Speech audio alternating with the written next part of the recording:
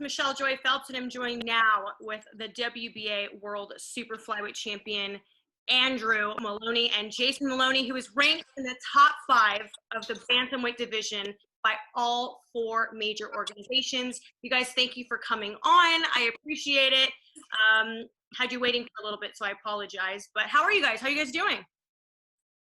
No, we're good. Thanks, Michelle. Thanks for having us on. We appreciate it.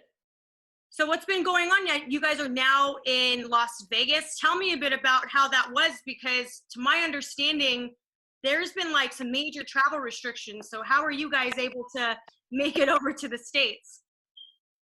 Yeah, that's right. We're in Las Vegas at the moment, and very, very thankful to be here and very excited to finally get back to fighting. It was looking pretty bad at one stage, and looking like possibly we wouldn't be able to fight for the rest of the year.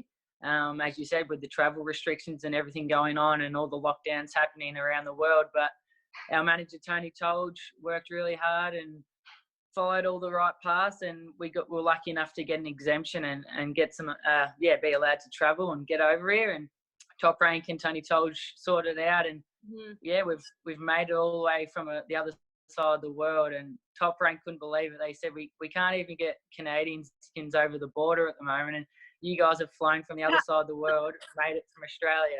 But we're as I said, we're very thankful to be here, and we can't wait to fight. Okay, so I know you guys said on another podcast that you guys were ready to fight. How are you able to maintain staying ready when most people can't even get like proper sparring in, or are not really able to train the way that you would normally train if the pandemic wasn't taking place? So what are you guys doing exactly? Well, we're fortunate that our gym in Australia is just a private gym for myself and Jason. So it's only us two training there. So we were allowed to keep training through the lockdown. So we stayed fit the whole way through and used that time as an opportunity to keep learning and getting better, and stayed really fit. And we've been fortunate enough that we're twins and obviously both boxers. So we used each other as sparring partners for the last few weeks, and we feel like we're ready to fight tomorrow if we could. All right. So I know you guys, most twins have like this sort of competitive nature with one another. So I'm curious if you guys have that with each other as well. And based on your smiles right now, I can kind of tell that you do. Yeah, that's right. Me and Andrew have always been really competitive with each other with everything we've ever done as kids, whether it was boxing or football or basketball. Everything we ever did, we just wanted to be one up on each other. And when we first started boxing, we'd end up rolling around on the floor trying to kill each other. But these days, we try and use being twins as our advantage. We try and help each other, tell each other where each other could improve. And I think especially at the moment with no one else being able to spar, us being twins and having each other to bounce off each other and spar each other and train together has really helped us. And I think it's a massive advantage for us at the moment. Do you guys think that you would ever fight one day, or is that completely off the table? We get asked this all the time. At the start, we said no. I don't think our family would appreciate it, but now I guess it's never say never, because if the money was right, I guess we'd have to do it. Yeah. I know a lot of oftentimes brothers are like, no, we'll never fight each other. But I mean, you guys are so similar in size and weight classes that it's like it could potentially be there one day. I mean, who knows? And we've fought each other for free so many times, and it'd probably be one of the best fights people have ever seen. So if the appeal's there, it could happen one day. Well, one of the things that I found interesting was that you didn't necessarily know you wanted to be boxers until you sort of entered into it wanting to sort of up your fitness game, correct? So you guys really wanted to be, you guys would call it football out there. In America, we'll call that soccer. But you guys wanted to be footy players, right? Yeah. So it's Australian rules football. It's different to soccer. It's okay. Yeah, it sort of looks like a gridiron ball, but you kick it differently, and it's a completely different sport. You'll have to look it up. But that was our dream growing up, is we wanted to play AFL football. And we sort of got into boxing as a way to get fit during the pre-season. And then we just fell in love with boxing and decided that's what we wanted to do. Mm-hmm.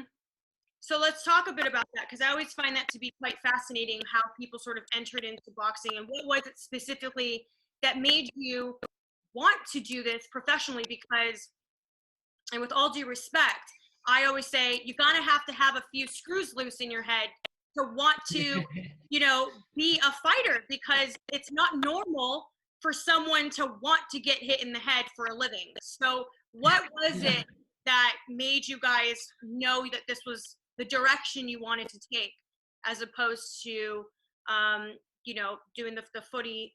Is it footy? Yeah, that's what we call it. Footy. Footy. Okay. Yeah, I think it's just as we mentioned, us being super competitive people.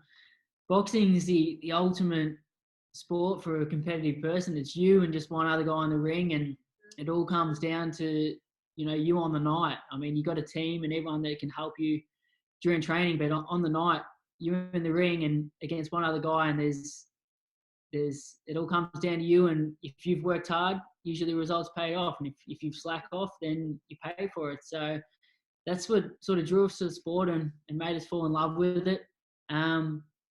I got off to a terrible start and lost my first 7 fights as an amateur. So again, that just made me want to win even more, because I hate losing, and I think that's what drove me to fall in love with the sport. Mm-hmm. Oh yeah, and as you said, you do have to have a couple of screws loose to love the sport, and I guess we both do have a few loose, and yeah, we just love the sport.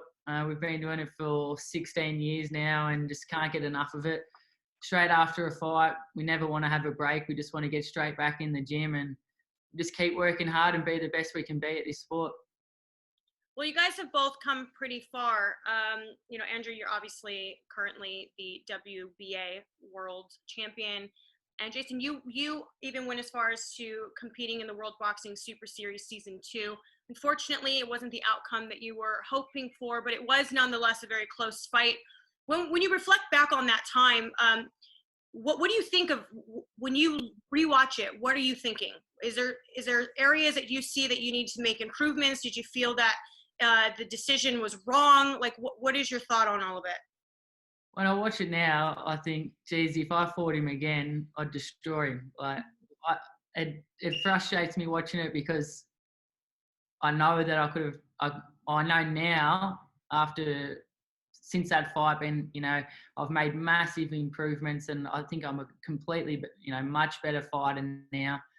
And I just think, geez, I'd love to have that fight again, and I'd be world champion. But that's okay. I'm positive. I'm glad that I've learnt that lesson. I'm glad that I've been able to improve so much since that fight, and now it's just about me getting myself back into the position where I can fight for another world title and become world champion. And like you said, I think that fight for me probably was just that tiny bit too early in my career. I was still making huge improvements in the gym, but when you get the opportunity to fight in the World Boxing Super Series, you're going to jump at it. Of course, it was a dream come true and an amazing experience to be a part of. But since then, I think I've made huge improvements with me and my coach Angelo Hyder, and we're just going from strength to strength. And I can't wait to fight for another world title, and hopefully that'll happen before the end of this year.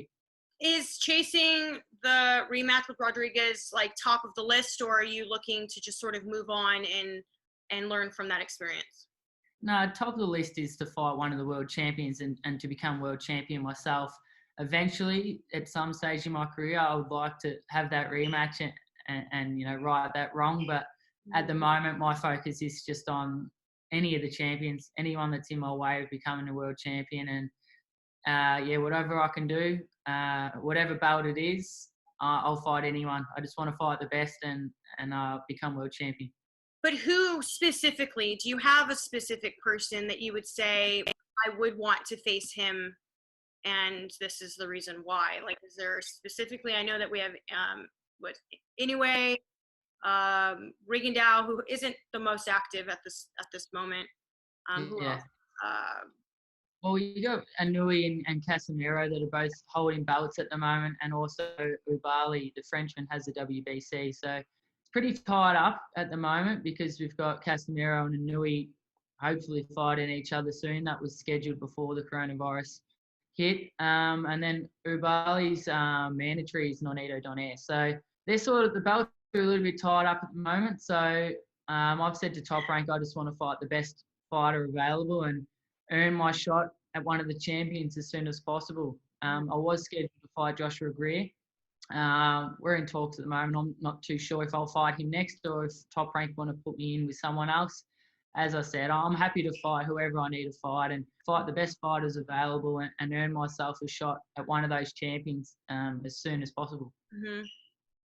And Andrew, for yourself, what's the goal for you? Like, I know, mind you, we're speaking as if like we're all ready to go tomorrow, right? Because it's all we can do right now because we really don't know what's going to happen in the coming months. But should you be in a position to want to make a fight with any specific person, who is the target? Well, it looks like we will be fighting towards the end of June. That's the plan, as long as everything goes well and the Nevada Commission approve the fights to go ahead. Top Rank have thrown up a few names for me as possible opponents for those dates. So I'm looking forward to fighting as soon as possible. But I have mentioned Chocolatito. He's got the WBA super title and he's a legend of the sport and definitely a dream fight for me and a fight I hope we can make soon. Right. So the conversation amongst a lot of us is, or the debate, I'm sorry, is whether or not it's considered to be a duck if a fighter should decide that they need a tune-up fight coming back from the coronavirus. What do you guys make of it? Because it sounds like to me that you guys are ready to go right off the bat. But what do you make of that? Do you think that it's fair that fighters have the opportunity to have a tune-up fight in between, or do you think that it's their responsibility to stay ready even now? Yeah, I think it's their responsibility to stay ready. Everyone is in the same position, so it was up to them to stay disciplined and stay professional during the lockdown and keep themselves ready. So I think everyone's in the same boat, and we should look to make the best fights possible as soon as sport is back, because the boxing fans have missed watching the fights, and they don't want to come back and see everyone in tune-up fights. They want to see the big fights straight away. So that's what we want to do. Yeah, I agree. I mean, look, I agree, but at the same time, I'm the one who's actually saying that I don't consider it a duck if people want to take a tune-up fight, because not everyone has the ability to stay ready. Trainers live far away. Everyone's home with their families currently. Sparring is limited to, if at all, available. So I don't think it's considered a duck, but I'm happy to see that you guys are more than ready and willing, because that's exciting. That means that, we could potentially see some pretty solid fights with you guys straight out the gate. Yeah, that's what we hope. Yeah, definitely. So I know that you were saying, Andrew, that you said you spoke to Top Rank and there's a few possible names. Could you give us anything? No, I don't think I can at the moment, but I know they've got a meeting with the Nevada Commission this tomorrow. So hopefully that all goes well and we can announce our opponent and fight date in the next couple of days. All right, let's talk about your involvement with a new boxing game coming out called Esports Boxing Club. I've seen some stuff floating around social media about that as well. It's the first boxing game that we've had in a long time. Talk about your involvement with that. Yeah, well, we're really, really happy to be part of it. As kids, we used to sit in the lounge room and play EA Sports Fight Night. And for years and years and years, I think it's been 10 years since that game came out, everyone's been saying, bring out another one, we need another boxing game. And finally, someone's gone ahead and produced what a game which looks like it's going to be amazing from what we've seen in terms of the quality and the graphics and everything. And yeah, for us to now have ourselves featured in the game it's pretty cool, and something that we're really excited about and can't wait for the release. So when is the release? we're not sure just yet. That's something that they're working on. That looks like it's pretty close. But yeah, hopefully before the end of the year. But I'm sure it's going to be something that everyone's going to be really excited about, and I think it'll be a great success. Now, the both of you have children, young children, one a son, one a daughter. If your children came to you and said, "Daddy, I want to box," are you guys signing off on that? I'm really not sure. I'd probably prefer he doesn't. I'm definitely going to teach him how to box. He's going to be a superstar on the mitts, that's for sure. But yeah, I mean, it's totally up to him. When he's old enough to make his own decision, if he wants to fight, I can't say no. But I mean, it's not the sport any parent really wants to see their kid do. But yeah, it's going to be his decision at the end of the day. I mean, I was going to ask you that because I could imagine your mother, like not one, but both want to be fighters and end up becoming basically people get hit in the head for a living. I can only imagine where she was with all of that. Did your mom attend fights, or is she one of the moms that don't want to watch? Like, how does that work for you guys? No, both our parents do come to our fights, and they're really, really supportive. But it was certainly something that I don't think they wanted us to do. It took a little bit of persuading. When we went from just training a couple of times a week to coming home and saying, "Hey, we want to fight," I think they weren't too happy and excited about the idea. But they came around after we nagged them and nagged them and nagged them. And they could see how much we loved the sport and how much it meant to us. So, like Andrew said, it's going to be hard to say no. I mean, our parents allowed us to do it, and how can we sit back and say no, you guys can't? But I probably prefer Andrew's son becomes a little machine and just looks after my little girl and protects her, and she can choose another sport. But we'll wait and see. So what do you guys do outside of boxing? I know it's super important that when you guys are really in tunnel vision and you're really in the zone, I get that that's all you think about, but there has to be a balance, as you know, with what you're doing. There has to be something else that you're doing to kind of keep you guys sane. What is that? What is that thing for you guys?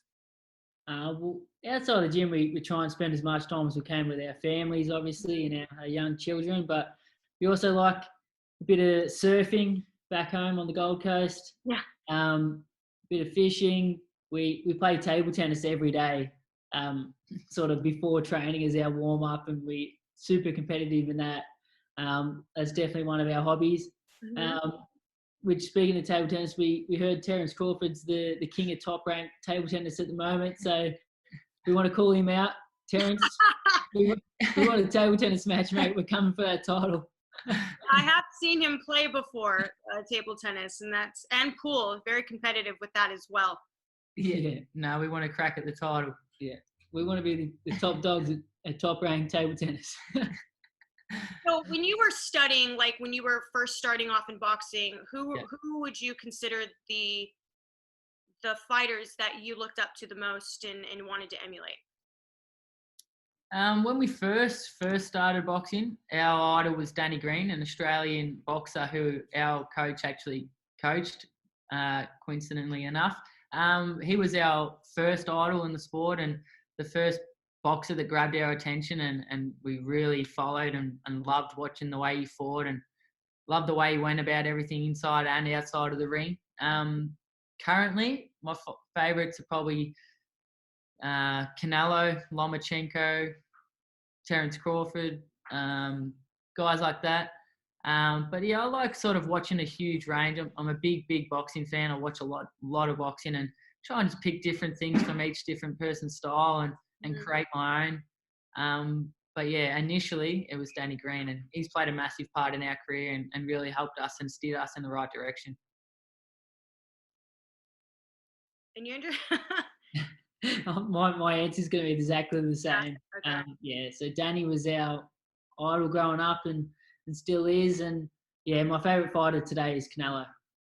Okay. Yeah.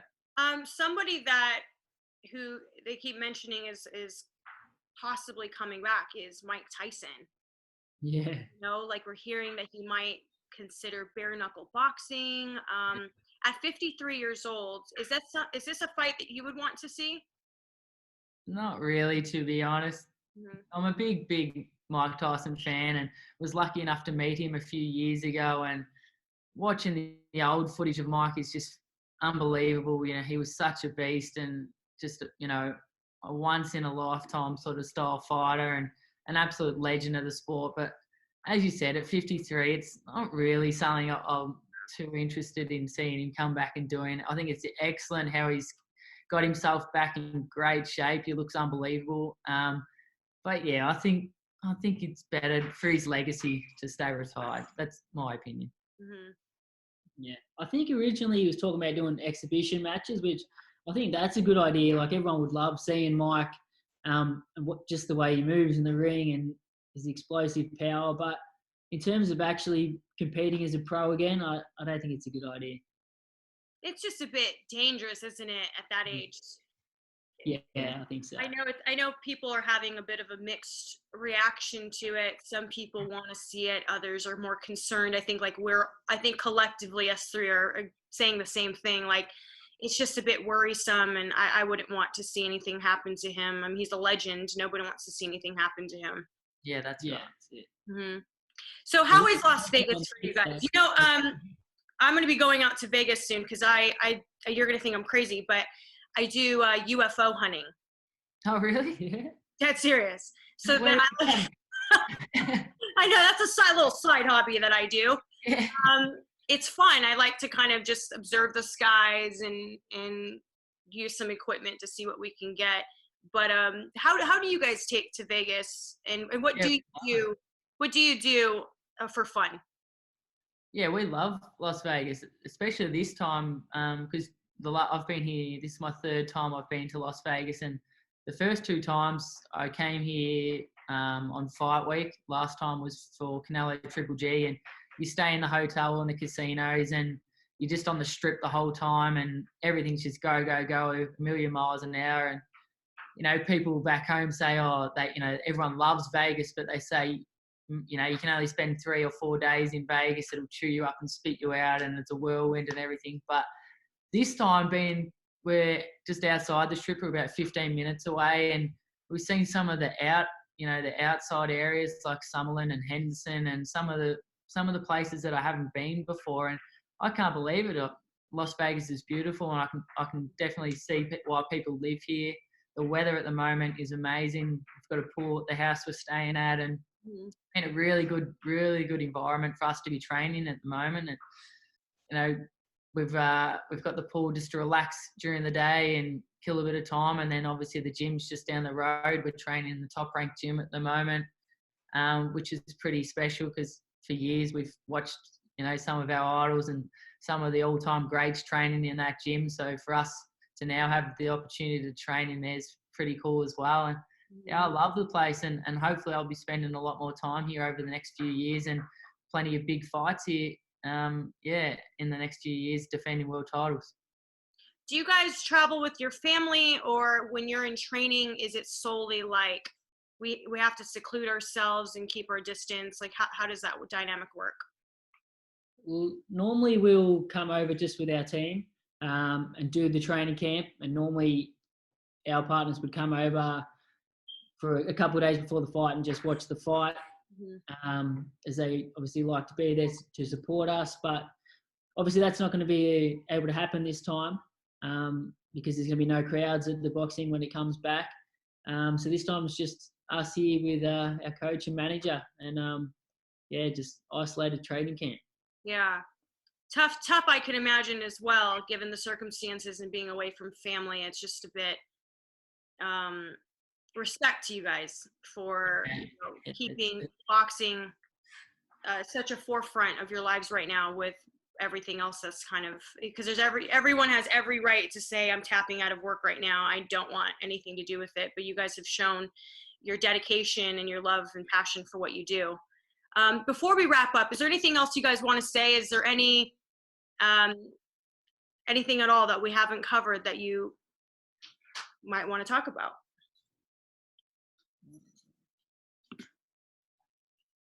No, not really, to be honest. We're just as I said, we're really, really happy to be here and very, very happy that we're going to be fighting shortly. It looks like the end of next month. So, as I said at the start of the interview, there was a moment there where it looked like we might not have been fighting for the rest of the year. So we're just very thankful to our manager and Top Rank and everyone that played their part in getting us over to Las Vegas. And huge thanks to Top Ranks for going through the processes and getting fights back on, because as fighters right now, especially for us being in the prime of our career, we want to be in the ring. We don't want to be sitting on the sidelines for too long. So we're stoked that everything's getting back up and running, and I'm sure all the fans will be very happy to see the fights. And we're training very hard, and we're going to aim to put on some really, really impressive performances and capture a lot of new fans over here in the States. Hey Fight fans, it's Michelle Joy Phelps. If you haven't already subscribed to our YouTube channel, make sure you do so by clicking this icon right here, or else